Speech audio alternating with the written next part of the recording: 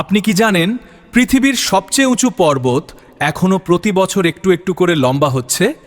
হ্যাঁ, ঠিক শুনেছেন, এই অবিশ্বাস্য পাহাড়টা স্থির নয়, এটা জীবন্ত, ডাইনামিক। প্রতি বছর প্রায় 2 মিলিমিটার করে উঠছে, অর্থাৎ গত 100 বছরে প্রায় 20 সেন্টিমিটার লম্বা হয়েছে। কিন্তু কিভাবে, কেন? আজ আমরা এই রহস্য উন্মোচন করব। চলুন পৃথিবীর গভীরে ডুব দেই। হ্যাঁ, ঠিক শুনেছেন, এই অবিশ্বাস্য পাহাড়টা স্থির নয়, এটা জীবন্ত, ডাইনামিক। প্রতি বছর প্রায় 2 মিলিমিটার করে উঠছে, অর্থাৎ গত 100 বছরে এভারেস্ট প্রায় 20 সেন্টিমিটার লম্বা হয়েছে। কিন্তু কিভাবে, কেন? আজ আমরা এই রহস্য উন্মোচন করব। চলুন পৃথিবীর গভীরে ডুব দেই। মাউন্ট এভারেস্টের বর্তমান উচ্চতা ৮,৮৪৮.86 মিটার, স্নো ক্যাপ সহ। এটা নেপাল ও চায়নার যৌথ মাপকাঠি 2020 সালে নির্ধারণ করেছে।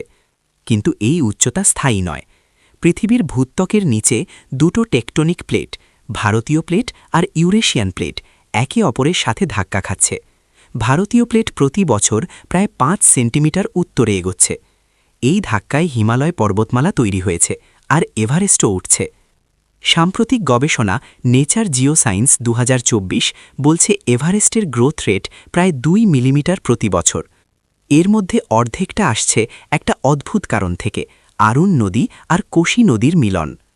প্রায় 89,000 বছর আগে এই দুই নদী মিলে গিয়ে একটা বিশাল এরোশন শুরু করে। নদীগুলো পাথর মাটি ক্ষয় করে নিয়ে যায়, পাহাড়ের ওজন কমে যায়, ফলে পৃথিবীর ভূত্বক উঠে আসে। এটাকে বলে আইসোস্ট্যাটিক রিবাউন্ড। এই প্রক্রিয়ায় এভারেস্ট অতিরিক্ত 15 থেকে 50 মিটার উঁচু হয়েছে গত 89,000 বছরে, আর এখনও প্রতি বছর 0.2 থেকে 0.5 মিলিমিটার অতিরিক্ত উঠছে এর কারণে।